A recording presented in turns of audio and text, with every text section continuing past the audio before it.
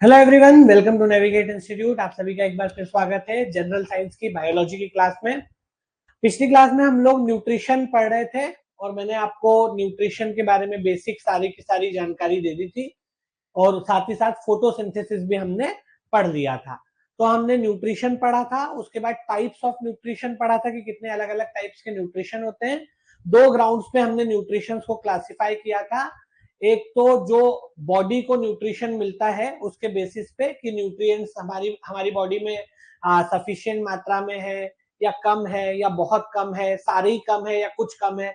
इसके बेसिस पे हमने तीन भागों में न्यूट्रिशन को डिवाइड किया था। और उसके बाद जो है अगला हमने जो ग्राउंड लिया था वो ये लिया था कि जो मेथड ऑफ प्रिपेयरिंग फूड है या फूड प्रिपरेशन की मेथड है उसके बेसिस पे हमने न्यूट्रिशन को क्लासिफाई किया था। तो न्यूट्रिशन क्या होता है और न्यूट्रिशन का क्लासिफिकेशन दो अलग अलग ग्राउंड्स पे, एक फूड प्रिपेयरिंग की मैकेनिज्म के ग्राउंड पे या फूड प्रिपेयरिंग की मेथड के ग्राउंड पे, और दूसरा बॉडी में न्यूट्रिएंट्स की कितनी अवेलेबिलिटी है या कितनी मात्रा है उसके बेसिस पे हमने किया था। उसके बाद मैंने आपको ये बताया था कि न्यूट्रिएंट्स क्या होते हैं, पोषक तत्व जिसको कहा जाता है, न्यूट्रिएंट्स क्या होते हैं और न्यूट्रिएंट्स कितने अलग अलग तरह के होते हैं और उनका क्या काम होता है, इसका बेसिक आइडिया दे दिया था। साथ ही साथ हमने आपको फोटोसिंथेसिस के बारे में भी बताया था कि कैसे फोटोसिंथेसिस के जरिए जो प्लांट्स होते हैं या जो प्लांटिया होता है, वनस्पति होता है, प्लांट्स होते हैं, वो फूड प्रिपेयर करते हैं और उसी फूड से फिर सभी दूसरे लिविंग बींग्स को न्यूट्रिशन मिलता है। ठीक है, तो ये सारी की सारी हमने चीजें देख ली थी। अब जब हम फोटोसिंथेसिस की बात करते हैं तो उसमें एक और चीज आप याद रखिएगा कि जो पानी होता है वो हम जड़ में देते हैं और वो ऊपर यानी कि पत्तियों में क्लोरोफिल तक या पत्तियों तक वो कैसे पहुंचता है, तो याद रखिएगा कि वो एक टिश्यू होता है, दो टिश्यूज होते हैं इनफैक्ट, जाइलम और फ्लोएम। पौधों के अंदर, प्लांट्स के अंदर दो टिश्यूज होते हैं, जाइलम और फ्लोएम। वो दोनों ही टिश्यूज जो हैं इस तरीके के काम करते हैं और पत्तियों के अलग अलग भागों, मतलब पौधे के अलग अलग भागों तक चीजों को लेकर के जाते हैं, कैपिलरी एक्शन के जरिए वो चीज होती है। ठीक है, अब जो है आज की क्लास में हम न्यूट्रिएंट्स को डिटेल में पढ़ेंगे। आज की क्लास में हम क्या पढ़ेंगे, न्यूट्रिएंट्स यानी कि पोषक तत्व। तो पोषक तत्वों के बारे में डिटेल में आज की क्लास में हम पढ़ेंगे।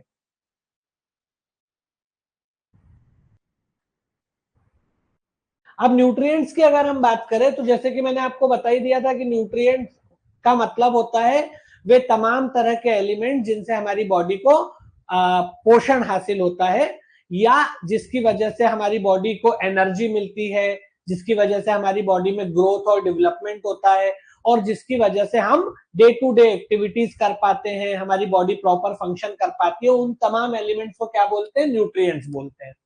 देखो, कोई भी लिविंग ऑर्गेनिजम्स होते हैं तो जो लिविंग बींग्स होते हैं, लिविंग ऑर्गेनिजम्स होते हैं यानी कि जो सजीव होते हैं, वो कई तरह के कार्यों को अंजाम देते हैं। एक तो ये है कि उनके अंदर पोषण होता है, वो ग्रोथ और डेवलपमेंट करते हैं, वो रिप्रोडक्शन करते हैं, वो एनर्जी हासिल करते हैं, है ना, वो मूवमेंट कर पाते हैं।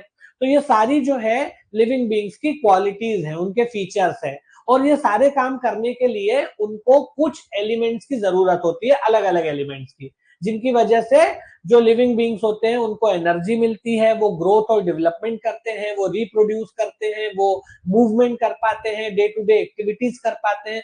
तो ये जो तमाम एलिमेंट्स हैं जिनकी वजह से हम अपने जीवन को, अपने शरीर को संचालित कर पाते हैं और विभिन्न गतिविधियां कर पाते हैं, वो सभी क्या कहलाते हैं, पोषक तत्व या न्यूट्रिएंट्स कहलाते हैं। उन्हें कहा जाता है पोषक तत्व या इंग्लिश में न्यूट्रिएंट्स। और ये न्यूट्रिएंट्स हमें कैसे हासिल होते हैं, न्यूट्रिशन के जरिए हासिल होते हैं, है ना। हम जो खाना खाते हैं, जो फूड कंज्यूम करते हैं, उस फूड आइटम के अंदर ही ये सारे न्यूट्रिएंट्स मौजूद होते हैं जो हम अपने शरीर के अंदर लेते हैं, मतलब खाते हैं, और फिर हमारा शरीर जो है हमारे उस फूड आइटम में से इन सभी चीजों को निकाल के उसकी जरूरत के हिसाब से शरीर के अलग अलग हिस्सों तक पहुंचा देता है, जहां जिस चीज की जरूरत होती है वहां। जैसे हम कार्बोहाइड्रेट खाते हैं, उसमें ग्लूकोज होता है, उसी ग्लूकोज से हमें एनर्जी मिलती है। तो वो हमारे भोजन में जो कार्बोहाइड्रेट होता है, हमारा शरीर उसको ग्लूकोज में परिवर्तित करके सेल्स के अंदर तक पहुंचाता है, वहां वो ऑक्सीजन से रिएक्ट करके एटीपी के फॉर्म में एनर्जी को बनाता है। इसी तरीके से विटामिन है, मिनरल है, ये सब हमारे फूड में रहते हैं और हमारे शरीर के अंदर जब डाइजेशन होता है तो उसमें से ये सभी तत्व जो है, मतलब वो पूरी प्रोसेस हम डाइजेशन की समझेंगे, पर हम कंज्यूम करते हैं और शरीर जो है फिर उसको विभिन्न भागों तक, विभिन्न अंगों तक पहुंचा देता है जहां जिस चीज की जितनी जरूरत होती है वो। ठीक है, मैंने आपको बताया था कि न्यूट्रिएंट्स भी दो तरीके के होते हैं, एक होते हैं माइक्रो न्यूट्रिएंट्स और एक होते हैं मैक्रो न्यूट्रिएंट्स। मैक्रो न्यूट्रिएंट्स वो होते हैं जिनकी हमारे शरीर को ज्यादा मात्रा में जरूरत होती है, यानी जो बहुत सारे बड़े बड़े कामों को करते हैं, या जो ऐसे कामों को करते हैं जो दिन रात चल रहे हैं, या जो सभी अंगों को, मतलब जो कार्य सभी अंग कर रहे हैं, ज्यादातर अंग कर रहे हैं, तो ऐसे इस तरह के न्यूट्रिएंट्स को मैक्रो न्यूट्रिएंट्स बोलते हैं। ये मैंने आपको बताया था, अगर आपको याद होगा तो। ठीक है, ऐसे न्यूट्रिएंट्स को क्या बोलते हैं? मैक्रो न्यूट्रिएंट्स, जिनके हमारे शरीर को अधिक जरूरत होती है, अधिक मात्रा में जरूरत होती है, ज्यादा क्वांटिटी में चाहिए। जो ज्यादा क्वांटिटी में चाहिए वो मैक्रो है। ज्यादा क्वांटिटी में क्यों चाहिए? क्योंकि इनका प्रयोग ज्यादा होता है शरीर में। ये सभी या ज्यादातर एक्टिविटीज के लिए जरूरी है, पूरे शरीर के विभिन्न अंगों द्वारा या अधिक अंगों द्वारा इनका प्रयोग किया जाता है, ऐसा। और दूसरे होते हैं माइक्रो। माइक्रो का मतलब होता है जिनकी कम जरूरत है शरीर को, कंपैरेटिवली मैक्रो की तुलना में बहुत कम जरूरत है। मतलब इसका ये मतलब नहीं कि जरूरत नहीं है, जरूरत तो है पर कम मात्रा चाहिए। जैसे आयरन है, आयरन ये नहीं कि आप लोहा खाने लग जाओगे, जितना हरी सब्जियों में आयरन होता है उतना पर्याप्त है। लेकिन कार्बोहाइड्रेट ज्यादा चाहिए, प्रोटीन ज्यादा चाहिए, ऐसा है, क्योंकि वो बड़े काम करते हैं। एनर्जी पूरी कार्बोहाइड्रेट से मिलती है, हमारे शरीर के हर अंग का ग्रोथ और डेवलपमेंट प्रोटीन से होता है।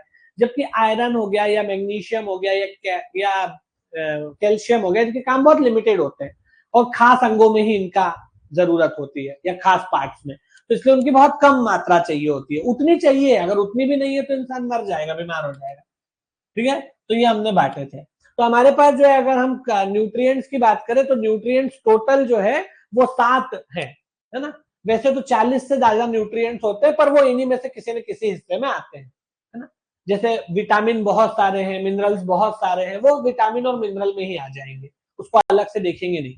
जैसे मिनरल्स में आयरन भी है, एल्यूमिनियम भी है, मैग्नीशियम भी है, कैल्शियम भी है, पोटेशियम भी है, सोडियम भी है, वो सब है, लेकिन वो सब मिनरल्स है। विटामिन ए है, बी है, सी है, के है, बी के कई वेरिएंट्स है, B1 B2, वो सब विटामिन का हिस्सा है। इस तरीके से विटामिन डी भी होता है।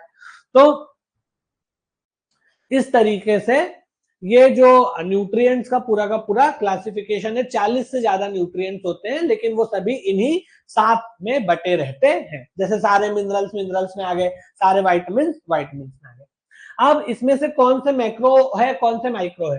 तो ये जो शुरुआती 3 आपको दिख रहे हैं, कार्ब्स, प्रोटीन और फैट, ये जो है ये मैक्रो न्यूट्रिएंट्स है, ज्यादा मात्रा में चाहिए।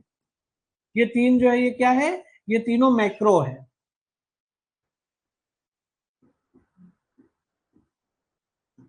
मैक्रो न्यूट्रिएंट्स,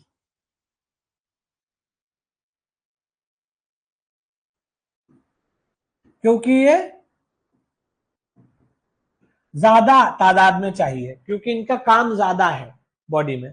और ये जो है विटामिन, मिनरल्स, फाइबर वगैरह, ये जो है वो वाटर को आप छोड़ दो, वाटर को मत लो, इसमें माइक्रो में आते हैं, क्योंकि कम मात्रा में चाहिए।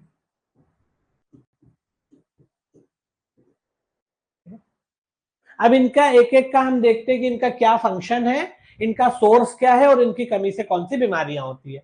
सबके बारे में आपको यही देखना है। तीन चार बिंदुओं में हम इसको पढ़ेंगे। पहला बिंदु देखेंगे कि इनका कार्य क्या है, फंक्शन क्या है हमारे शरीर में।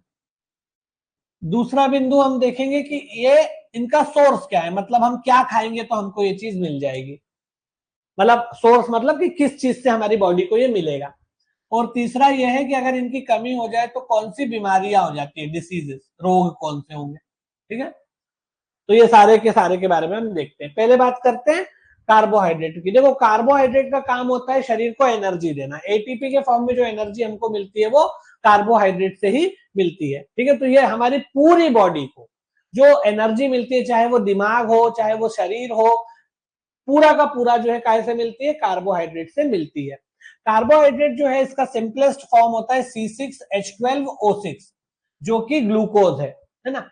ये इसका सिंपलेस्ट फॉर्म है। हमारी बॉडी इसी को मतलब इसी को समझती है, वो प्रोसेस इसी को करती है। हम कंज्यूम तो कार्ब्स करते हैं, लेकिन बॉडी उसको पाचन के जरिए, डाइजेशन के जरिए काय में तोड़ देती है, ग्लूकोज में, और इसी ग्लूकोज से शरीर में एनर्जी बनती है। ये ग्लूकोज कोशिकाओं तक पहुंचता है, मतलब कोशिकाओं में रहता है, और जो हम ऑक्सीजन लेते हैं शरीर में, उस ऑक्सीजन के जरिए ये रिएक्ट करता है और कोशिकीय श्वसन होता है, जिसको सेल्यूलर रेस्पिरेशन बोलते हैं, जिसमें कार्बन डाइऑक्साइड बनती है, पानी बनता है, और एटीपी के फॉर्म में ऊर्जा मुक्त होती है, यानी हमें मिलती है। एटीपी का फुल फॉर्म होता है एडेनो ट्राइफॉस्फेट, ठीक है, ये आप याद रखना। तो ये जो है, ये पूरा का पूरा हमारे शरीर को इस तरह से ऊर्जा प्राप्त होती है। तो कार्बोहाइड्रेट जो है वो उसका सबसे सिंपलेस्ट फॉर्म होता है ग्लूकोज, दैट इज C6H12O6, ये ग्लूकोज है। यही ग्लूकोज जो है हमको कार्बोहाइड्रेट से मिलता है। जब हम कार्बोहाइड्रेट कंज्यूम करते हैं और शरीर में जब डाइजेस्ट होता है, तो कार्बोहाइड्रेट टूट के काय में बदल जाता है, ग्लूकोज में। Glucose is the simplest form of carbohydrate, सबसे सरलतम अणु जो है वो यही है, जैसे सिंपलेस्ट मॉलिक्यूल ऑफ कार्बोहाइड्रेट। हम कुछ भी खाएंगे कार्बोहाइड्रेट, हमारा शरीर पचा करके काय में कन्वर्ट करेगा, ग्लूकोज में, क्योंकि ये ग्लूकोज ही शरीर समझता है। शरीर इसी से एनर्जी निकालेगा, सीधे कार्बोहाइड्रेट से नहीं निकाल सकता, वो इसको तोड़ देगा। बड़ा जटिल अणु है कार्बोहाइड्रेट। कार्बोहाइड्रेट जो है वो क्या है, एक कॉम्प्लेक्स मॉलिक्यूल है, बिगर मॉलिक्यूल है। कार्बोहाइड्रेट जो है वो बिगर और कॉम्प्लेक्स मॉलिक्यूल होता है। डाइजेस्टिव प्रोसेस के थ्रू उसको सिंपलर और स्मॉलर मॉलिक्यूल यानी कि ग्लूकोज में तोड़ दिया जाता है, क्योंकि बॉडी ग्लूकोज को ही समझती है। सेल्स के अंदर इसी ग्लूकोज का, जो हम ऑक्सीजन लेते हैं सांस के जरिए, इनहेल करते हैं, यानी श्वसन रेस्पिरेशन में जो ऑक्सीजन लेते हैं उसके साथ इसकी रिएक्शन होती है, और कार्बन डाइऑक्साइड, पानी और एटीपी बनता है, और कार्बन डाइऑक्साइड शरीर से बाहर निकल जाती है, और एटीपी के फॉर्म में हमें ऊर्जा मिलती है, हमारे ब्रेन को भी और हमारे शरीर को भी। ठीक है, इसको आप बैलेंस कर लेना, ये 6-6 बनेगा, पर होती यही है। आगे बात समझ में, और इसी से पूरा शरीर जो है वो काम करता है।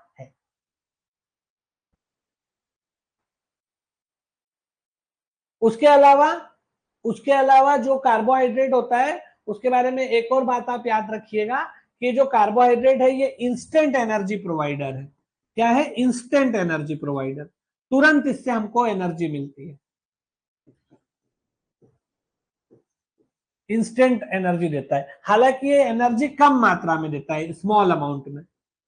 अमाउंट ज्यादा नहीं होता, क्वांटिटी ज्यादा नहीं होती, इन स्मॉल अमाउंट, और स्मॉल अमाउंट बोल लो, क्वांटिटी बोल लो, कुछ भी बोल लो। ये जो एनर्जी देगा वो बहुत ज्यादा नहीं होगी, अमाउंट में कम होगी, लेकिन तुरंत दे देगा, है ना। जबकि जो फैट होता है, अभी हम आगे फैट भी पढ़ेंगे, वसा जिसको बोलते हैं, फैट भी एनर्जी देता है, लेकिन वो स्लो एनर्जी प्रोवाइडर है, धीरे धीरे एनर्जी देगा, लेकिन ज्यादा मात्रा में देगा। ये तुरंत देगा लेकिन कम मात्रा में देगा, जबकि फैट जो है वो धीरे धीरे देगा लेकिन ज्यादा मात्रा में देगा। जैसे घी, अगर आपको तुरंत एनर्जी चाहिए तो आप ग्लूकोज का पानी पियोगे, है ना, लेकिन अगर आपको धीरे धीरे आराम से एनर्जी चाहिए तो आप घी खाते हो, ऐसा होता है ना।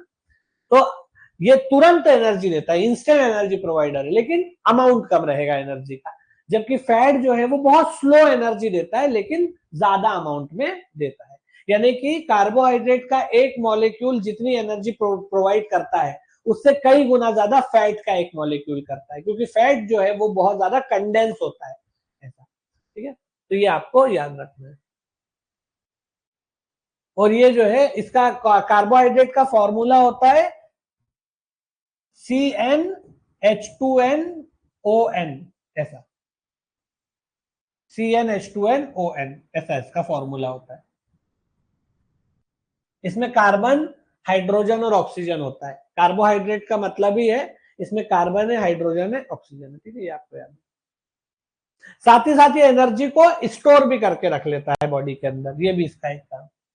अब ये कहां से हमको मिलता है, इसके स्रोत क्या है, कहां कहां से हमारे शरीर को कार्बोहाइड्रेट मिल सकता है? तो देखो, कार्बोहाइड्रेट हमारे शरीर को एक तो अनाजों से मिलता है। अनाजों में गेहूं, चावल और ओट्स, है ना। ओट्स को क्या बोलते हैं हिंदी में? जई बोलते हैं, जो भी बोलेंगे, ओट्स भी आप समझ सकते हो, आजकल ओट्स शब्द प्रचलन में है। ठीक है, तो गेहूं, चावल और ओट्स या जई जिसको बोलते हैं, उससे मिल सकता है अनाजों में। फिर उसके बाद फलों से मिलता है, सब्जियों से मिलता है, खासतौर पे अगर आप आलू वगैरह खा रहे हैं या मक्का खा रहे हैं, मक्का सब्जी के रूप में, ना कि अनाज के रूप में, जो हरा मक्का होता है वो। उसके अलावा आपकी जो फलियां होती है, फलियां मतलब जैसे बीन्स हो गई, आपकी दालें वगैरह हो गई, इनकी फलियों से, इवन दालों में भी रहता है और फलियों में भी रहता है। इसके अलावा जो डेयरी प्रोडक्ट है जैसे कि दूध है, दही है, उसके अलावा जो शुगरी प्रोडक्ट है जैसे गन्ना वगैरह हो गया, इन सभी में जो है कार्बोहाइड्रेट मौजूद होता है किसी न किसी मात्रा में। ठीक है, तो अनाजों में गेहूं, चावल, ओट्स, फल, सब्जियां, खासतौर पे आलू हो गया, कॉर्न हो गया, उसके अलावा बीन्स और लेंटिल्स, लेंटिल्स है ना दालें और फलियां, और थोड़ा बहुत डेयरी प्रोडक्ट्स में भी रहता है, और जो शुगरी प्रोडक्ट होते हैं गन्ना वगैरह उसमें भी ये पाया जाता है। इसकी कमी से कौन सी बीमारियां हो जाती हैं?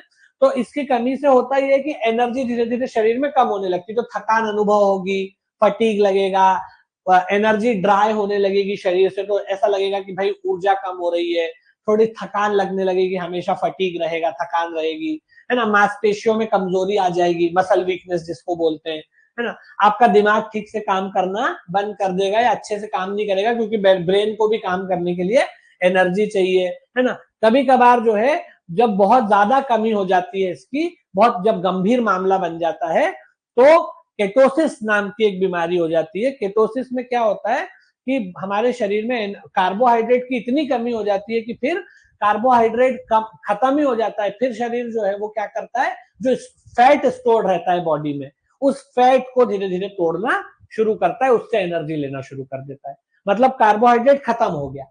अब जब कार्बोहाइड्रेट बॉडी में खत्म हो जाता है तो फिर काय से एनर्जी लेता है शरीर? जो स्टोर्ड फैट है, फैट हमारी बॉडी में स्टोर्ड रहता है थोड़ा बहुत, उससे धीरे धीरे एनर्जी लेना शुरू करता है। इस कंडीशन को कीटोसिस कहा जाता है, एक बीमारी ही मानी जाती है ये भी। ठीक है, ये बहुत एक्सट्रीम सिचुएशन में आती है।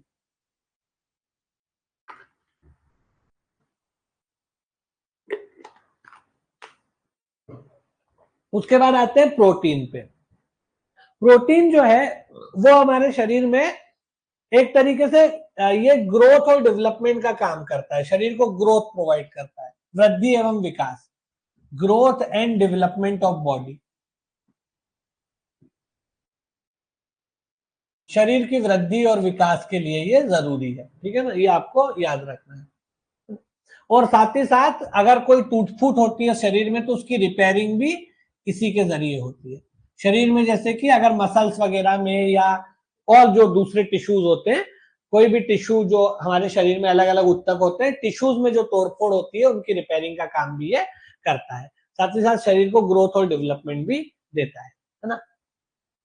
यानी इसी की वजह से शरीर में एंजाइम पैदा होते हैं, हार्मोन्स पैदा होते हैं, एंटीबॉडीज पैदा होती है ना, ये सारे काम ये करता है।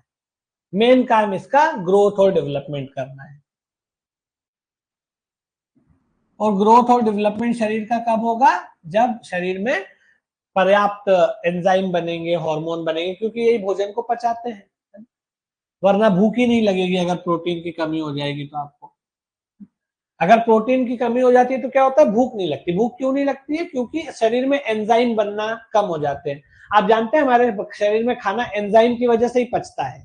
अगर एंजाइम ना हो या एंजाइम कम हो जाए तो खाना पचना बंद हो जाएगा, भूख लगना बंद हो जाएगी, ऐसा होता है। एंजाइम का खाना काम मुंह से ही शुरू हो जाता है। जैसे ही आप मुंह में खाना रखते हो, उसको दांत से तोड़ते हो और जबान पे खाना रखते हो, चबाना शुरू करते हो कि उसमें लार मिल जाती है, सलाइवा, है ना। हमारी जो मुंह है, खासतौर पे जो जीभ है, उस पर सलाइवरी बर्ड्स होती है, जिसको लार कणिका या लार ग्रंथियां बोलते हैं, सलाइवरी ग्लैंड्स। वो सलाइवरी ग्लैंड जो है वो एक्टिव हो जाती है और सलाइवरी ब्लड बर्ड्स के जरिए सलाइवा निकल करके खाने में मिल जाती है। इसी सलाइवा में एंजाइम मौजूद होते हैं जो खाने का पाचन मुंह से ही शुरू कर देते हैं, कार्बोहाइड्रेट्स का खासतौर पे। एनीवे, तो अगर आपके बॉडी में प्रोटीन नहीं होगा तो एंजाइम्स नहीं निकलेंगे, और एंजाइम्स नहीं निकलेंगे तो खाना पचेगा ही नहीं, और खाना पचेगा नहीं तो नया खाना खाओगे ही नहीं, तो ग्रोथ और डेवलपमेंट नहीं होगी बॉडी की। ठीक है, इसके अलावा जो तोड़फोड़ होती है शरीर में, उसका निर्माण और रिपेयरिंग भी प्रोटीन की वजह से ही होता है। ठीक है, शरीर में एंटीबॉडी भी इसी से बनती है। इसका स्रोत क्या है? इसका सोर्स अगर आप नॉन वेजिटेरियन फूड में जाएंगे तो बहुत सारे सोर्सेस हैं। जैसे किसी भी जानवर का आप मांस खाएंगे तो उसमें प्रोटीन रहता ही है।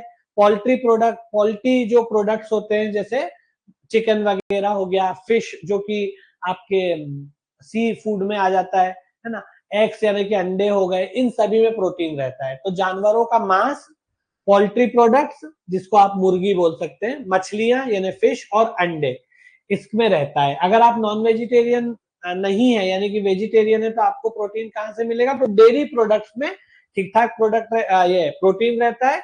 डेयरी प्रोडक्ट जैसे दूध हो गया, पनीर हो गया, दही हो गया, छाछ हो गया, मट्ठा हो गया, इन सभी में ठीक ठाक प्रोटीन रहता है।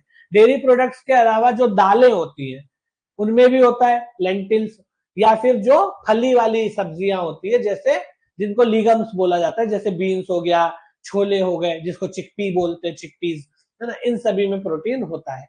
तो सभी दालों में और फली वाली सब्जियों में ये रहता है। इसके अलावा नट्स जो होते हैं, नट्स में भी रहता है, बीजों में भी रहता है। सोया प्रोडक्ट सबसे ज्यादा सोयाबीन में होता है, जैसे टोफू हो गया, टेम्पे हो गया, ये जो सोया प्रोडक्ट्स होते हैं इनमें भी ठीक ठाक प्रोटीन रहता है। बल्कि सोयाबीन में जो ये सोयाबीन की जो बड़ी होती है ना, उसमें काफी ज्यादा मात्रा में प्रोटीन होता है। और सोयाबीन की हरी फली में भी बहुत प्रोटीन होता है। एक तो सोयाबीन जो सूख जाती है, वो एक जो हरी फली होती है सोयाबीन की, उसमें भी बहुत हाई इंटेक रहता है प्रोटीन का। जो लोग नॉन वेजिटेरियन है वो इन सभी ऑप्शंस को कंसिडर करते हैं, बल्कि यूज करते हैं। तो ये आपको थोड़ा थोड़ा इसमें याद रखना पड़ेगा। तो ये सभी इसके स्रोत है, मांस, मछली, मुर्गी, अंडा, दूध, दूध से बनी अन्य वस्तुएं, पनीर, छाछ वगैरह, और फली वाली सब्जियां, दालें, आपके नट्स, बीज जिसको सीड बोलते हैं, और सोयाबीन, सोयाबीन से बनने वाली वस्तु। सोया का मतलब केवल सोयाबीन नहीं है, सोयाबीन प्रोडक्ट है, सोयाबीन और सोयाबीन से बनने वाली वस्तु है, जैसे टोफू हो गया, टेम्पे हो गया, सोया चाप हो गई, फिर आपका जो हरी फलियां होती है सोयाबीन की, वो सभी इसमें शामिल है। और इसके अलावा छोले वगैरह भी इसमें शामिल है। इसकी कमी से कौन सी बीमारियां होती है? तो इसकी कमी से बहुत सारी बीमारियां होती है। एक बीमारी आप याद रखिएगा, क्वासी-ओरकर, ये बच्चों में काफी ज्यादा होती है। क्वासी-ओरकर एक खास बीमारी है जो बच्चों में पाई जाती है। इसमें क्या होता है, हाथ पैर बहुत दुबले हो जाते हैं और पेट बाहर की तरफ निकल जाता है। अब तो ये अपने इंडिया में बहुत कम हो गई है, पहले काफी बच्चों को होती थी 70s 80s के डेकेड में। अभी भी होती है, ऐसा नहीं कि पूरी तरह से इरेडिकेट हो गई है, अभी भी it's prominent in some pockets of the country but not very prominent in the entire country.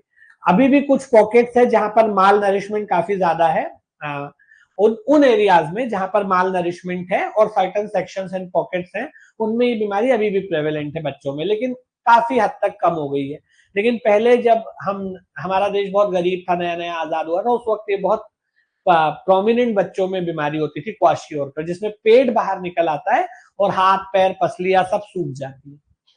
तो प्रोटीन की कमी से ही होता है। इसके अलावा एक और बीमारी होती है जिसको एडिमा बोला जाता है। एडिमा में हाथ पैरों पे सूजन आ जाती है, बहुत ज्यादा हाथ पैरों पे, खासतौर पे जो पंजे होते हैं पैर के, हाथ के, उनपे बहुत भयंकर सूजन आती है, वो भी प्रोटीन की कमी से ही हो जाता है। इसके अलावा कमजोरी लगना, मांसपेशियों का कमजोर होना, है ना, इम्यून फंक्शन आपका कम हो जाना, ये सब तो रहता ही रहता है। पर बच्चों में क्वाशी-ओरकर आप जरूर याद रखिएगा। और साथ ही साथ विकास, मतलब शरीर की ग्रोथ रुक जाती है, डेवलपमेंट रुक जाता है, दुबलापन आने लगता है शरीर में, धीरे धीरे पतला होने लगता है, दुबला होने लगता है, हड्डियां दिखने लगती है ना। तो ऐसे क्या होता है, बहुत ज्यादा ये सब भी दिखता है। और क्वाशी-ओरकर और एडिमा, ये दो बीमारी याद रखना। क्वाशी-ओरकर बच्चों में होने वाला रोग है जिसमें पेट बाहर निकल आता है और हाथ पैर पतले सुकड़े हो जाते हैं। और एक एडिमा भी होता है, एडिमा में सूजन आती है हाथ पैरों में।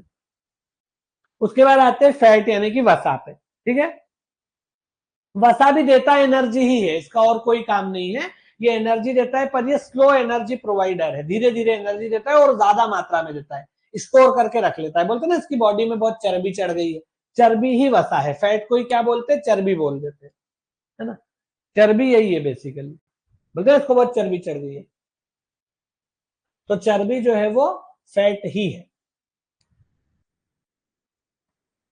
इसी को चर्बी बोल देते हैं। इसका काम क्या है, ये भी एनर्जी देता है, लेकिन ये स्लो एनर्जी प्रोवाइडर है, धीरे धीरे एनर्जी देगा। देगा तो एनर्जी है, पर धीरे धीरे देगा, लेकिन बहुत ज्यादा मात्रा में देता है, किंतु अधिक मात्रा में, यानी लार्ज अमाउंट में।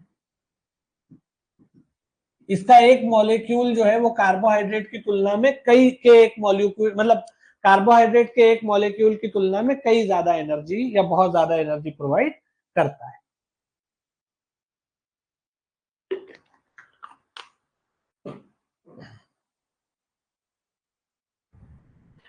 ठीक है, और ये क्या करता है, स्टोर करके रख लेता है बॉडी में एनर्जी। जैसे ही आपको कार्बोहाइड्रेट की कमी होगी तो फिर एनर्जी कहां से शुरू होने लगेगी, फैट के डिकम्पोजिशन से। वैसे तो हम लोग रोज कार्ब्स खाते ही हैं, तो कार्बोहाइड्रेट से आवश्यकता पूरी हो जाती है, लेकिन अगर कभी ऐसी कंडीशन आ जाए कि कार्बोहाइड्रेट की बहुत ज्यादा कमी हो गई, खत्म ही हो गई, तो फिर फैट वहां पर फिर भूमिका निभाता है। फैट जो है हमको एनर्जी धीरे धीरे देता है। इसके अलावा इसका एक और फंक्शन होता है, कई विटामिन ऐसे होते हैं, अभी आगे हम विटामिन देखेंगे, कई विटामिन ऐसे होते हैं जो फैट में सॉल्युएबल होते हैं, मतलब फैट में घुलकर ही काम करते हैं, तो ये उन विटामिन को घोलने में भी मदद करता है। ये भी इसका एक सेकेंडरी फंक्शन है, क्योंकि कुछ ऐसे विटामिन होते हैं जो फैट सॉल्युबल विटामिन है, यानी वो फैट में घुलकर ही बॉडी उसका यूज कर पाती है। जैसे इसमें खासतौर पे एक विटामिन ए है, विटामिन डी भी है, विटामिन के है, विटामिन ई है, ये सभी ऐसे विटामिन है जो फैट सॉल्युएबल है। दो तरह के विटामिन होते हैं, एक वाटर सॉल्युएबल होते हैं, एक फैट सॉल्युएबल होते हैं, अभी अपन आगे उसको पढ़ेंगे। मतलब कुछ विटामिन ऐसे हैं जो शरीर में पानी में घुलकर ही काम कर देते हैं, जबकि कुछ विटामिन ऐसे हैं जो पानी में नहीं घुलते, वो वसा में घुल के यानी फैट में घुल करके अपने आप को जाहिर करते हैं या अपना फंक्शन परफॉर्म करते हैं। यानी बॉडी उनको तभी अब्सॉर्ब करती है जब वो फैट में, क्योंकि वो फैट क्या बोलना चाहिए, फैट में ही घुलते हैं, ऐसा फैट सॉल्युबल होते हैं। ठीक है, तो ये आपको याद रखना है। तो इसका वैसे प्राइमरी काम तो एनर्जी प्रोवाइड करना है, ये स्लो एनर्जी प्रोवाइडर है, लेकिन बहुत लार्ज अमाउंट में एनर्जी देता है। लेकिन इसका सेकेंडरी काम जो है वो फैट सॉल्युएबल विटामिन को एब्जॉर्ब करना भी है, जिसकी वजह से हमारी बॉडी को एनर्जी मिलती है। मतलब एनर्जी तो नहीं मिलती, दूसरे दूसरे काम करते हैं। विटामिन का अलग काम है, वो अभी अपन आगे देखेंगे, पर इसका ये रोल होता है कि उन विटामिन को घोल लेता है, जिसकी वजह से वो काम करने लायक हो जाते हैं, क्योंकि वो विटामिन में घुलकर ही एब्जॉर्ब होते हैं बॉडी में। अगर वो, सॉरी विटामिन बोल रहा हूँ यार, फैट में घुलकर ही वो बॉडी में एब्जॉर्ब होते हैं, याद रखिए। मतलब जैसे विटामिन ए है, विटामिन ई है, विटामिन के है, ये सभी फैट में डिसॉल्व होकर ही बॉडी के द्वारा एब्जॉर्ब किए जाते हैं। अगर ये फैट सॉल्युएबल नहीं हो पाते तो बॉडी इनको एब्जॉर्ब करके यूटिलाइज नहीं कर पाती। ठीक है, ये याद रखिएगा। इसके अलावा और भी इसके कुछ सेकेंडरी काम है, पर मेन काम जो है वो यही है। हार्मोन इंसुलेशन वगैरह भी इसका है। इसके स्रोत क्या है, तो इसके भी कई सारे सोर्सेस हैं। जैसे इसका एक प्राइमरी सोर्स जो है वो है आपका जो तेल होता है, ऑयल, है ना। ऑयल में हर तरह का ऑयल हो सकता है, वेजिटेबल ऑयल भी हो सकता है, ऑलिव ऑयल भी हो सकता है, कोकोनट ऑयल भी हो सकता है। यानी कि आपका जो वनस्पति तेल है, जैसे सोयाबीन का तेल हो गया, मूंगफली का तेल हो गया, तिल्ली का तेल हो गया, सरसों का तेल हो गया, ये सब वेजिटेबल ऑयल कहलाते हैं। इसके अलावा ऑलिव ऑयल, जिसको एरंडी का तेल बोलते हैं, और एक आपका नारियल का तेल, कोकोनट ऑयल, सभी में जो है वो फैट पाया जाता है। इसके, और ये बहुत कंसंट्रेटेड होता है, मतलब बहुत ज्यादा, क्या बोलना चाहिए उसको, बहुत सांद्र, हिंदी में सांद्र शब्द चलता है, कंसंट्रेटेड होता है, मतलब बहुत ज्यादा डेंस होता है। इसके अलावा बटर में भी ये होता है, घी, मतलब मक्खन, बटर जैसे मक्खन, घी में होता है। इसके अलावा नट्स और सीड्स वगैरह में भी होता है, एवोकेडो में होता है, फैटी फिश में होता है, जैसे सैल्मन है या मैकेरल जैसी जो मछलियां होती है। इसके अलावा और जो फैटी मीट्स होते हैं, यानी कुछ ऐसे मांस होता है जिसमें वसा होता ही है, जैसे मछली में काफी फैट होता है। चिकन और मटन वगैरह की तुलना में फिश में ठीक ठाक फैट रहता है। मछली का तेल भी निकलता है, आप जानते ही है, मछली का तेल भी निकलता है, तो मछली में काफी तेल होता है और उसी तेल में फैट होता है।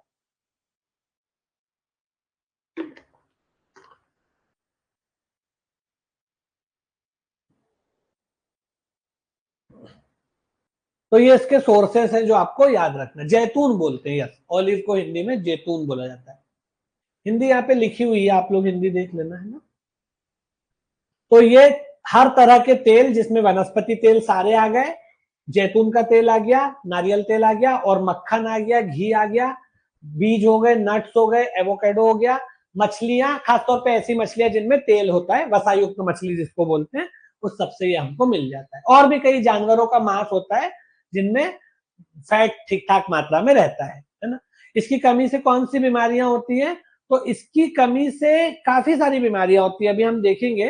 इसकी कमी से एक बीमारी तो यही, देखो इसकी कमी से हमारे शरीर में एनर्जी ड्राई नहीं होती है, वो तो नहीं होगी, वो बाद में होगी। जब आपके शरीर में कार्बोहाइड्रेट भी नहीं है, फिर वसा का विघटन शुरू हो गया, फिर वसा भी खत्म हो जाएगा, फिर एनर्जी ड्राई होगी। तो एनर्जी ड्राई होने लग जाएगी, थकन लगेगी, बेहोशी आ जाएगी, मसल्स काम नहीं करेंगे, ब्रेन काम करना बंद कर देगा, वो सब तो होगा ही। लेकिन उसके अलावा भी फैट की कमी से कई बीमारियां होती है, खासतौर पर विटामिन की कमी से होने वाली बीमारियां। क्योंकि विटामिन तो आपके शरीर में है, लेकिन अगर फैट नहीं है तो वो विटामिन घुलेगा काहे में, क्योंकि वो विटामिन उस फैट में घुलकर ही काम कर सकता है। तो कई बार जो है अलग अलग तरह की बीमारियां इसमें होती है, जैसे ड्राई स्किन यानी त्वचा सूखी हो जाती है, हेयर लॉस होने लगता है, हार्मोनल इम्बेलेंस होने लगता है ना, बच्चों में डेवलपमेंट नहीं होता, तो ये सारी बीमारियां इससे होने लग जाती है। क्योंकि एक तो फैट की वजह से डायरेक्ट बीमारी होती है, फैट की कमी से, कि भाई फैट बॉडी में नहीं है तो एनर्जी जो है वो ड्रेन होती जाएगी, और ज्यादा धीरे धीरे धीरे धीरे सारी एनर्जी कम होती जाएगी, शरीर पीला पड़ जाएगा, शरीर ड्राई हो जाएगा, ये सब। और विटामिन की कमी से जो रोग होता है वो भी इसकी वजह से हो सकता है, क्योंकि अगर फैट नहीं होगा तो विटामिन को फंक्शन करने के लिए माहौल नहीं मिलेगा, विटामिन इसमें घुलकर ही फंक्शन कर पाता है। तो दो दो तरह के बीमारियां होती है, एक तो विटामिन की वजह से भी होती है, और दूसरी फैट की अपनी कमी की वजह से भी होती है। यहाँ पे मैंने लिस्ट दे दी है कौन कौन सी बीमारियां होती है, जैसे स्किन ड्राई हो जाएगी, बाल झड़ने लगेंगे, हार्मोनल इम्बेलेंस हो जाएगा, ये सब। उसके बाद आते हैं विटामिन। विटामिन तो कई तरह के होते हैं, विटामिन के काम क्या होते हैं एक एक करके हम देखते जाते हैं।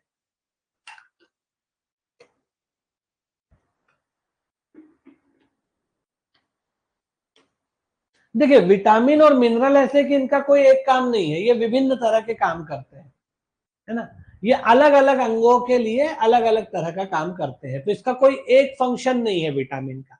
विटामिन शरीर के विभिन्न अंगों को कार्य करने में मदद करते हैं अलग अलग मामले में। जैसे आंखें हैं, तो आंखों का जो फंक्शनिंग है देखना, उसमें भी विटामिन एक हद तक मदद करते हैं, है ना।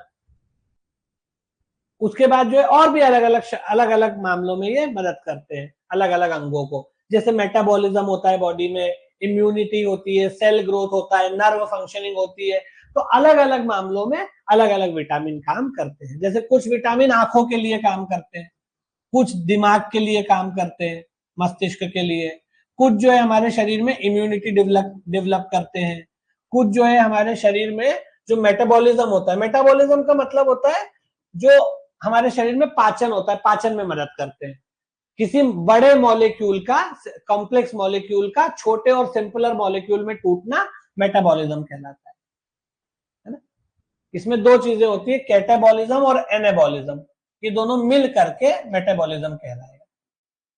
दोनों तरह की एक्टिविटीज इसमें शामिल है, कैटाबॉलिज्म और एनाबॉलिज्म, ये दोनों मिल करके क्या कहलाते हैं, मेटाबॉलिज्म। हमारे शरीर में दोनों चीजें होती है, कैटाबॉलिज्म भी और मेटाबॉलिज्म, ये आपका एनाबॉलिज्म भी, है ना। कैटाबॉलिज्म में क्या होता है, बड़ा अणु छोटे छोटे अणुओं में टूटता है, जैसे शरीर में पाचन होता है, और एनाबॉलिज्म में छोटा अणु बड़े बड़े अणुओं में कन्वर्ट होता है, जैसे जो स्टोरेज होता है भोजन का हमारे शरीर में, ऐसा। तो ये सब चीजें हमारे शरीर में चलती रहती है, तो ये जो मेटाबॉलिक एक्टिविटीज हैं उनमें भी विटामिन रोल प्ले करते हैं। तो हर मतलब विटामिन का कोई एक काम नहीं है, अलग अलग विटामिनों का शरीर में अलग अलग काम है, अलग अलग अंगों में काम है। कुछ आंखों के लिए चाहिए, कुछ दिमाग के लिए चाहिए, कुछ खून के लिए चाहिए, कुछ खाने को पचाने के लिए चाहिए, कुछ मेटाबॉलिज्म के लिए चाहिए, कुछ इम्यूनिटी बूस्टर्स होते हैं, ऐसा। तो अलग अलग अंगों में अलग अलग कार्य विटामिन करते हैं, ठीक है। मेटाबॉलिज्म में खास तौर पे इसका रोल रहता है। मेटाबॉलिज्म का मतलब होता है, कैटाबॉलिज्म और एनाबॉलिज्म दोनों को मिला करके मेटाबॉलिज्म बोलते हैं। कैटाबॉलिज्म और एनाबॉलिज्म इन दोनों को मिला करके क्या बोल देते हैं, मेटाबॉलिज्म। कैटाबॉलिज्म का मतलब होता है बड़े मॉलिक्यूल का सिंपलर और छोटे मॉलिक्यूल में टूटना, कॉम्प्लेक्स और बड़े मॉलिक्यूल का सिंपलर और छोटे मॉलिक्यूल में टूटना। और एनाबॉलिज्म इसकी उल्टी प्रोसीजर है, हमारी बॉडी में ये सब भी चलता रहता है, खाना पचता भी है, स्टोर भी होता है, स्टोर किया हुआ टूटता भी है, a lot of functions are happening there, ठीक है। अब एक एक करके हम विटामिन का नाम देखते जाते हैं, वो क्या काम करते हैं, और उनकी कमी से कौन सी बीमारी हो जाती है, और उनके सोर्सेस क्या है, ये हम एक एक करके देखते जाते हैं, ठीक है। सबसे पहले बात करते हैं विटामिन ए की। विटामिन ए जो है वो हमारे आंखों के लिए, हमारी इम्यूनिटी के लिए और हमारे शरीर में सेल्स की ग्रोथ के लिए जरूरी होता है। ये हमें कहां से मिलता है? तो इसका सबसे सबसे शानदार सोर्स विटामिन ए का जो है वो गाजर होती है। गाजर में बहुत ज्यादा विटामिन ए होता है जिसको कैरेट बोलते हैं। इसके अलावा जो शकरकंदी होती है जिसको स्वीट पोटैटो बोलते हैं, इस सब में। इसके अलावा लिवर, लिवर मतलब इंसान का लिवर नहीं, जानवरों के जो लिवर होते हैं वो भी लोग खाते हैं, उसमें भी ठीक ठाक विटामिन ए होता है। और गाजर में, ये इसमें पालक में भी ये होता है, स्पिनच में। ठीक है, लिवर का मतलब जो कलेजा, कलेजी जिसको बोलते हैं, जिगर बोल लो या इसको कलेजी बोलते हैं। जानवरों की जो कलेजी होती है ना, उसमें भी ठीक ठाक मात्रा में विटामिन ए होता है, कलेजी में।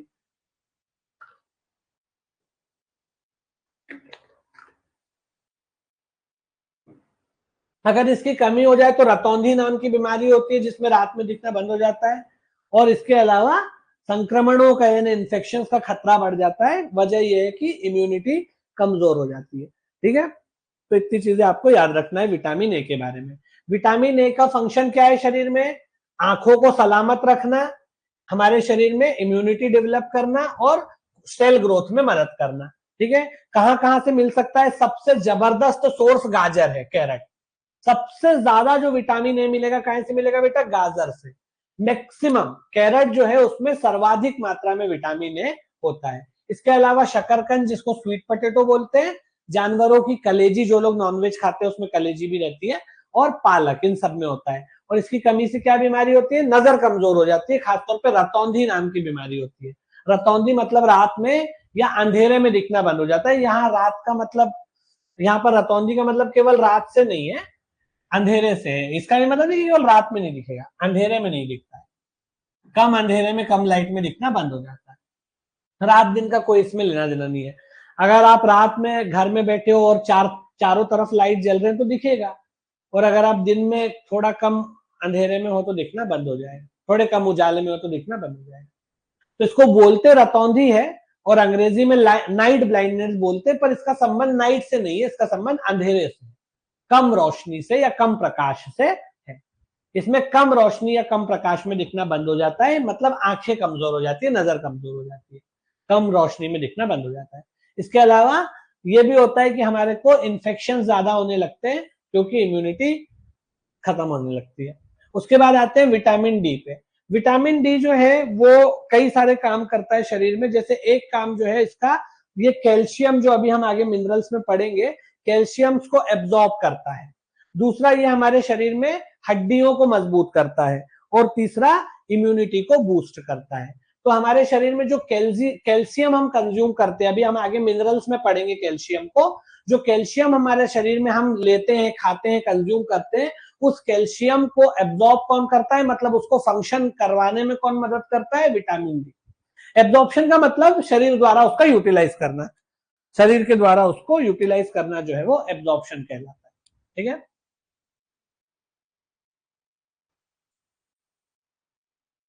तो विटामिन डी जो है वो कैल्शियम के एब्जॉर्प्शन में मदद करता है। एब्जॉर्प्शन का मतलब होता है शरीर द्वारा उस पर्टिकुलर तत्व को उपयोग में लाना, काम करवाना। ठीक है ना, कैल्शियम आपने खा लिया, लेकिन खाने भर से तो काम नहीं चलेगा ना, या पचाने भर से तो काम नहीं चलेगा ना। काम तब होगा जब शरीर उसका प्रयोग करेगा उस पर्टिकुलर अंग में। तो जब कैल्शियम को शरीर द्वारा उपयुक्त किया जाता है या उपयोग किया जाता है, उसको एब्जॉर्प्शन बोलेंगे।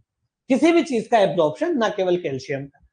ये हड्डियों को मजबूत करने में भी मदद करता है और इम्यूनिटी भी बूस्ट करता है।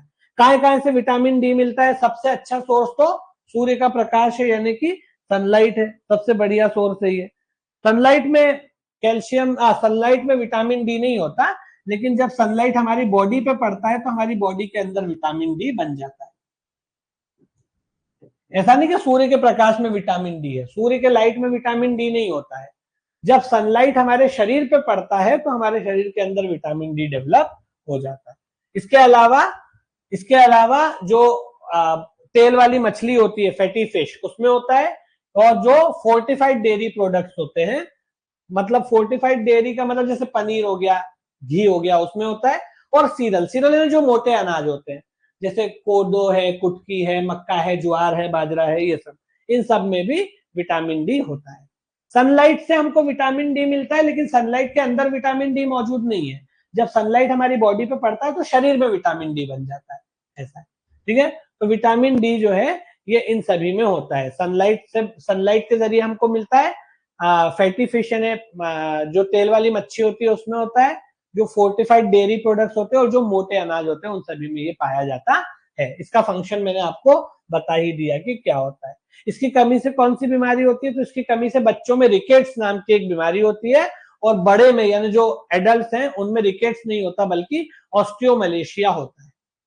रिकेट्स जो है वो छोटे बच्चों में होता है विटामिन डी की कमी से, और जो एडल्ट है उनमें विटामिन डी की कमी से ऑस्टियोमलेशिया नाम की एक बीमारी हो जाती है, जिसमें हड्डियों में दर्द होता है, मसल्स कमजोर हो जाती है, वो सब विटामिन डी की कमी से।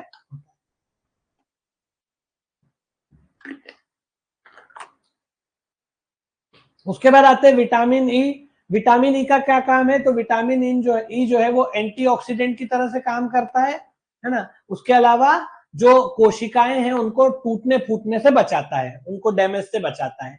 इसका सोर्स क्या है, नट्स में भी मिलता है, अलग अलग तरह के बीजों में यानी सीड्स में मिलता है, सब्जियों में मिलता है, सब्जियों के तेल में, वेजिटेबल ऑयल में मिलता है जिसको वनस्पति तेल बोलते हैं, और पालक में भी पाया जाता है ना। इसकी कमी से कौन सी बीमारी हो जाती है, तो इसकी कमी से हमारा जो नर्वस सिस्टम है वो डैमेज होने लगता है और मसल्स में वीकनेस आ जाती है। उसके बाद विटामिन के है। विटामिन के जो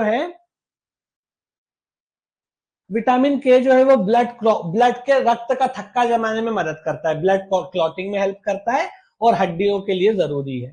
ठीक है, ये भी हमको जो हरी पत्तेदार सब्जियां होती है, हरी पत्तेदार सब्जियां जैसे पालक है आपकी, ये बथुआ है, बथुआ का साग बनता है ना, मेथी है, जो हरी पत्तेदार सब्जियां होती है उसमें विटामिन के काफी मात्रा में पाया जाता है। इसी के साथ साथ जो वेजिटेबल ऑयल है, जैसे तिल का तेल है, सरसों का तेल है, सोयाबीन का तेल है, सभी में ये पाया जाता है। लेकिन सबसे ज्यादा ये कहाँ में मिलेगा, हरी पत्तेदार सब्जियों में मिलेगा। ठीक है, अगर मान लो विटामिन के हमारे शरीर में कमी हो जाती है तो ब्लीडिंग की प्रॉब्लम होने लगती है, क्योंकि शरीर के अंदर रक्त का थक्का नहीं जमता, ब्लड की क्लॉटिंग नहीं होती, और अगर ब्लड की क्लॉटिंग नहीं होती तो इंटरनल ब्लीडिंग शरीर में होने लग जाती है।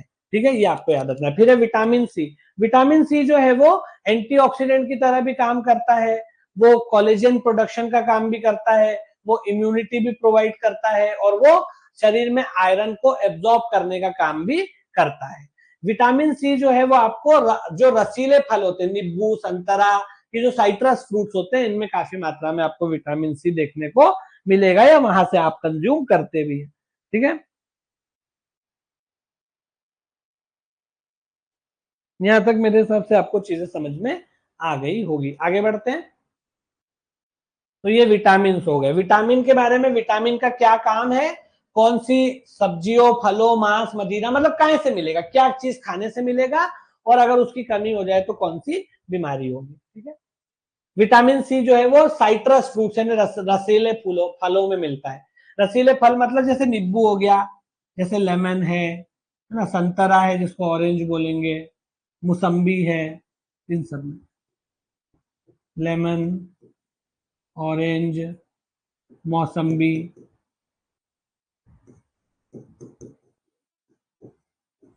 एक वो कीनू करके फल आता है, कीनू में भी ये होता है ना।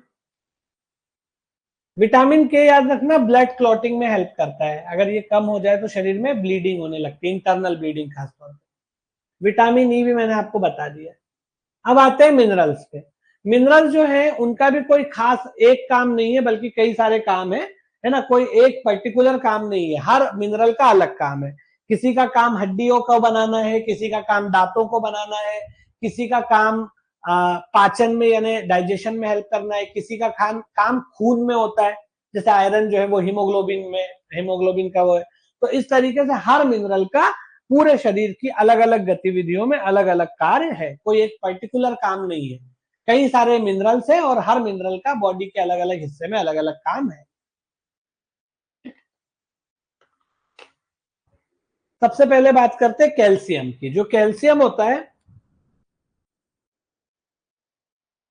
सबसे पहले हम बात करेंगे कैल्शियम की। जो कैल्शियम होता है इसका क्या काम होता है, देखिए जो कैल्शियम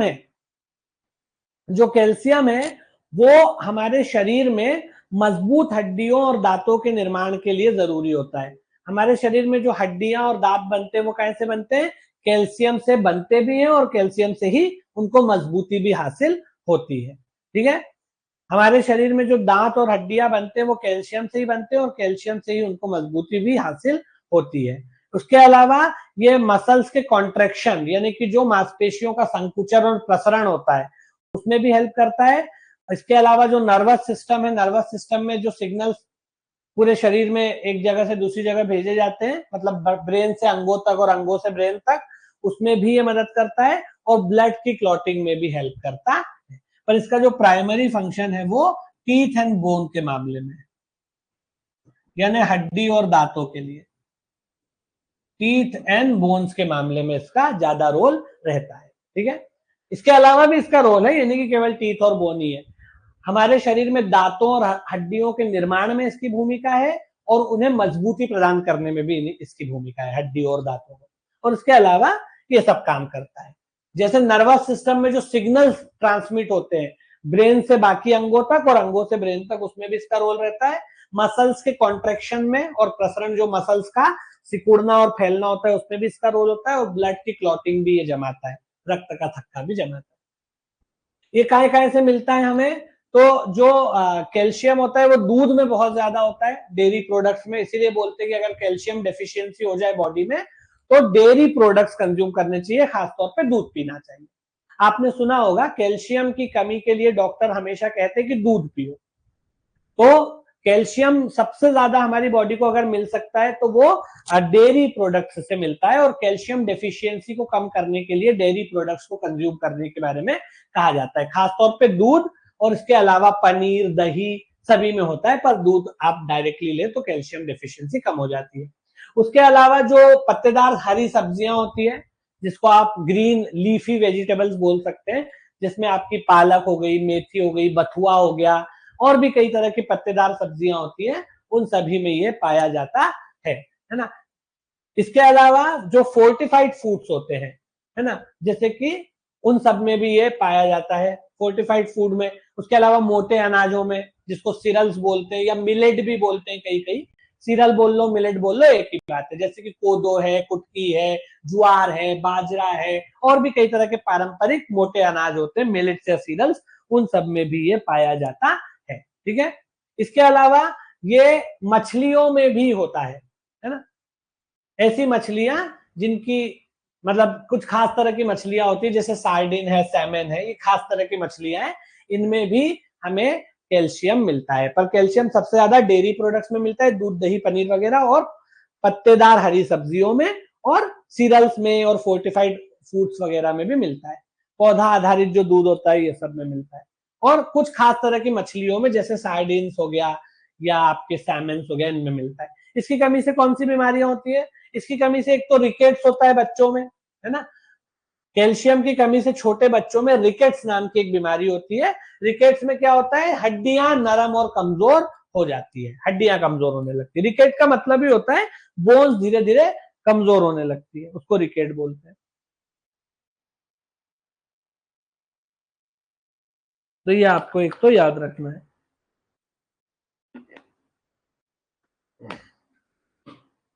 उसके अलावा जो मतलब बड़े लोग होते हैं, मतलब वयस्क होते हैं, एडल्ट होते हैं, एडल्ट में रिकेट्स नहीं होता, ऑस्टियोपोरोसिस होता है, खासतौर पे बूढ़े लोगों में, जो एक अधेड़ उम्र से ज्यादा के हो जाते हैं, तो उनमें ऑस्टियोपोरोसिस काफी होता है।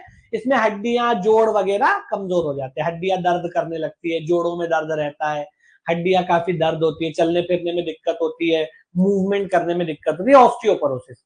ऑस्टियोपोरोसिस का मतलब होता है अस्थियां, जो इसको हिंदी में बोलते भी ऐसे ही कुछ है, अस्थि भंगुरता बोलते हैं, हड्डियों का ब्रिटल होना, भंगुर यानी ब्रिटल हो जाना। तो इसमें हड्डियां कमजोर होने लगती है।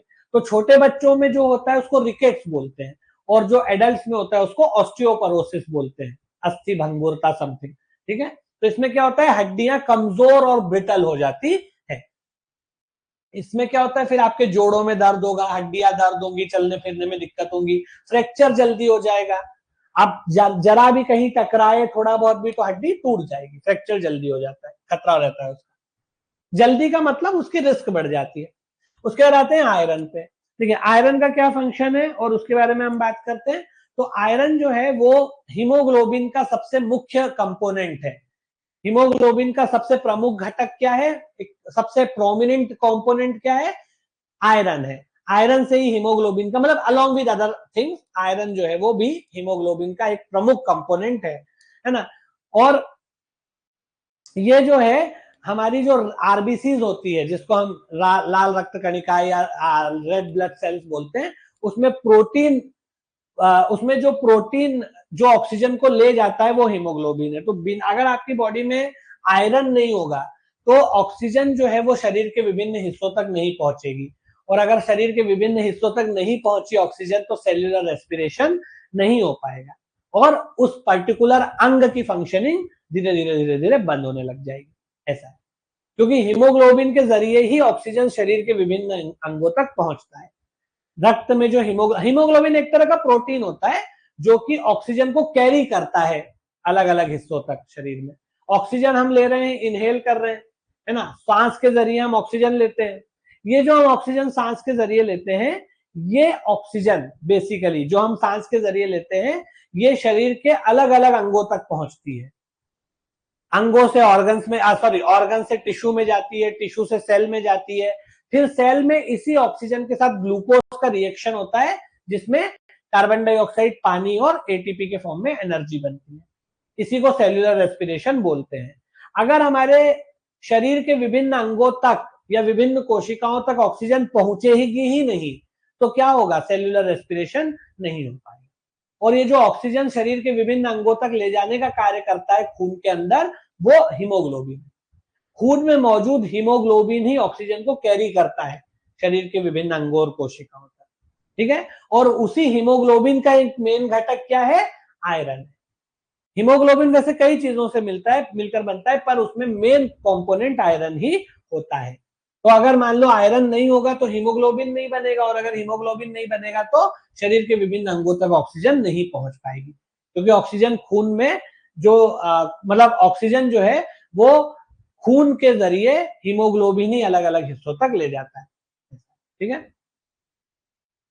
और इसीलिए इसका रोल होता है एनर्जी प्रोडक्शन में, क्योंकि अगर सेल्यूलर रेस्पिरेशन नहीं होगा तो शरीर को एनर्जी नहीं मिलेगी, जाहिर सी बात है। ग्लूकोज के साथ ऑक्सीजन मिलकर ही तो हमारे शरीर को एनर्जी देती है। अगर ऑक्सीजन नहीं होगी, केवल ग्लूकोज होगा तो भी रिएक्शन नहीं हो पाएगी और एनर्जी नहीं मिलेगी।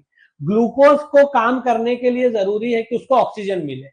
अगर ऑक्सीजन नहीं होगी तो एनर्जी नहीं मिलेगी शरीर को, और उसी ऑक्सीजन को शरीर के विभिन्न हिस्सों तक हीमोग्लोबिन लेके जाता है जो हमारे ब्लड में मौजूद प्रोटीन है, ठीक है। और उसी हीमोग्लोबिन को बनाने में मुख्य भूमिका आयरन की होती है। आयरन कहाँ से मिलता है शरीर को, तो आयरन के बहुत सारे सोर्स हैं। खास तौर पे पालक और जो पत्तेदार हरी पत्तेदार सब्जियां होती है उनमें काफी मात्रा में आयरन होता है। पालक में खास तौर पे, जिसको स्पिनच बोलते हैं, उसमें काफी ज्यादा आयरन होता है। इसके अलावा जो दूसरी पत्तेदार हरी सब्जियां जैसे मेथी है, बथुआ है, सभी में होता है। इसके अलावा अगर हम बात करें तो जो फलियां होती है जैसे बीन्स हो गया, दालें हो गई, लेंटिल्स वगैरह हो गए, उन सब में भी आयरन होता है। जो दालें हो गई, अलग अलग तरह की जो दालें होती है जिनको लेंटिल्स बोलते हैं, उसमें भी होता है, और जो फलीदार सब्जियां होती है उसमें भी ये पाया जाता है। इसके अलावा अगर हम नॉनवेज की बात करें तो मुर्गी में होता है। रेड मीट जो होता है जैसे बीफ वगैरह जो होता है, लाल मांस जिसको बोलते हैं, रेड मीट में भी होता है। पोल्ट्री प्रोडक्ट्स में जैसे मुर्गी वगैरह में, चिकन में होता है, और मछलियों में भी ये पाया जाता है। इसके अलावा फोर्टिफाइड अनाज जो होते हैं, जो मिलेट्स है, सीरियल्स है, मोटे अनाज है, उनमें भी ये होता है। तो ये सभी में आयरन होता है। सबसे ज्यादा ये पालक और पत्तेदार सब्जियों में होता है, और बाकी जो मैंने यहाँ पे लिखे इन सब में भी होता है। इसकी कमी से कौन सी बीमारी हो जाएगी, तो एनर्जी ड्रेन हो जाएगा और इम्यूनिटी गिर जाएगी। और इसके अलावा आयरन की कमी से एनीमिया नाम की बीमारी भी होती है। एनीमिया आपने सुना ही होगा, एनीमिया आयरन की कमी से होती है ना। इसमें थकान लगती है, कमजोरी आ जाती है, स्किन पेल होने लगती है, मतलब पीली पड़ने लगती है, विवर्णता बोलते हैं, रंग उड़ने लगता है त्वचा का। ये सभी बीमारियां इसकी वजह से होती है।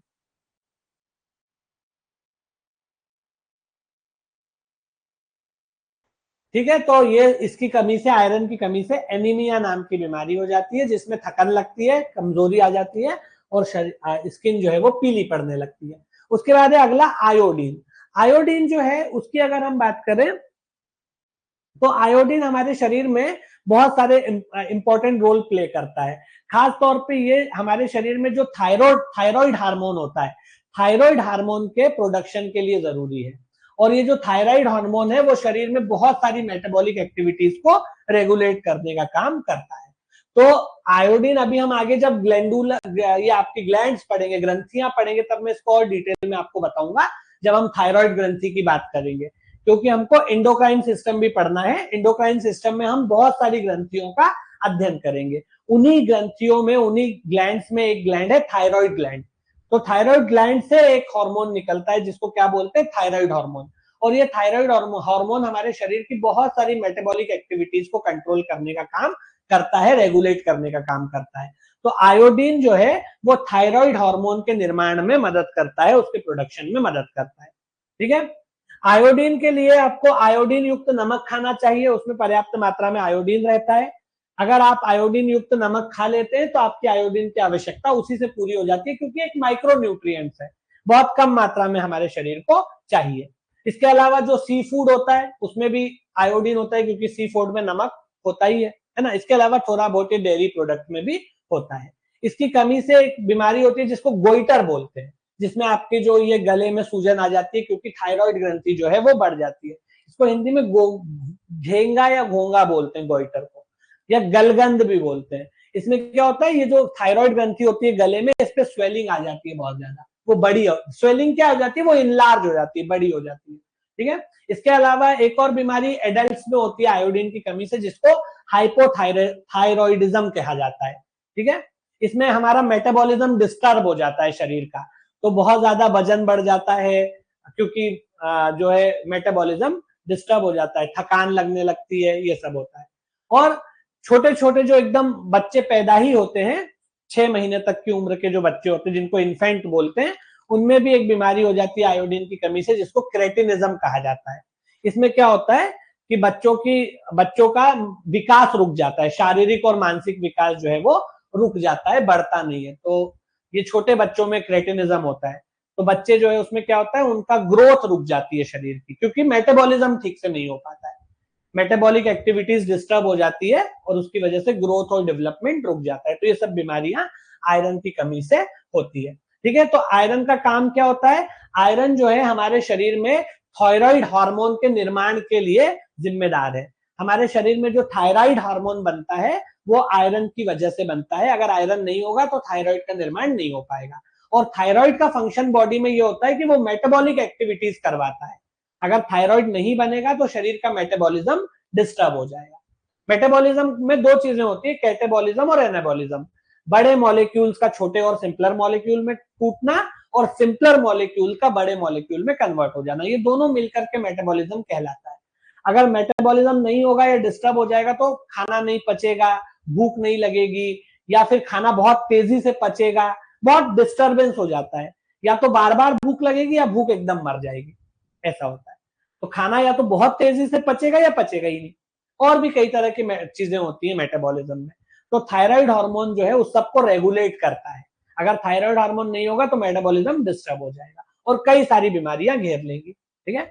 इसका सोर्स क्या है, तो आयोडीन वाला नमक आप खाते ही हो, बोलते हैं लोग आयोडीन वाला नमक खाना चाहिए, उसी में पर्याप्त आयोडीन होता है, क्योंकि बहुत कम मात्रा में चाहिए। माइक्रो ऑर्गेनिज्म, ये माइक्रो न्यूट्रिएंट है, यानी कि 2-3 किलो चाहिए, बहुत स्मॉल अमाउंट ही काफी होता है, उतने से ही काम चल जाता है, क्योंकि इसका एक ही काम है और बहुत स्मॉल अमाउंट में भी आप ले लोगे, कंज्यूम करोगे तो आपका काम उससे चल जाता है। जैसे नमक वाला आयोडीन, उससे आपका काम हो जाता है, जितना नमक में होता है उतना नमक में आयोडीन होता है, उससे आपका काम हो जाता है। इसके अलावा सी प्रोडक्ट्स में, सी फूड में भी आयोडीन होता है, मछली वगैरह, केकड़ा और भी जो दूसरी तरह के सी फूड होते हैं, और साथ ही साथ डेयरी प्रोडक्ट्स में भी थोड़ा बहुत होता है।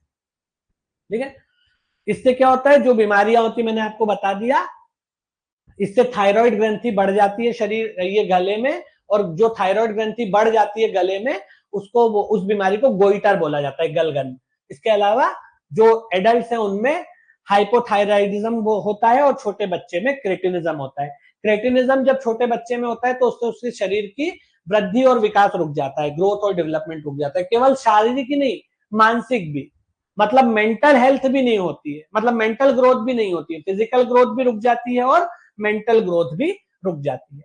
और जो हाइपोथायरिज्म है इसमें भी मेटाबॉलिज्म शरीर का डिस्टर्ब हो जाता है। ठीक है, तो ये हमने आयोडीन तक का देख लिया है। अब अगली क्लास में जब हम मिलेंगे तो कुछ और मिनरल्स बचे हुए हैं, उन मिनरल्स को देखेंगे, जैसे सोडियम हो गया, पोटेशियम हो गया, ये 2-3 मिनरल हमारे और बचे हुए हैं, और फाइबर, है ना, इन तीनों को और देख लेंगे तो हमारा ये टॉपिक कंप्लीट हो जाएगा। ठीक है, इसमें हमें 2-3 मिनरल्स और देखना है, सोडियम, पोटेशियम वगैरह, कि भाई उनकी कमी से कौन सी बीमारी होती है, वो शरीर में क्या काम करते हैं और उनका सोर्स क्या है, और फाइबर वगैरह के बारे में भी सेम बात करेंगे। ठीक है, तो थोड़ा सा 10-15 मिनट का और बचा है, फिर ये टॉपिक हमारा खत्म हो जाएगा, फिर हम ह्यूमन एनाटॉमी में प्रवेश करेंगे, डाइजेस्टिव सिस्टम पढ़ेंगे। ठीक है, तो इसी के साथ आज की क्लास को खत्म करते हैं, अगली क्लास में आपसे मुलाकात होगी। Thank you very much.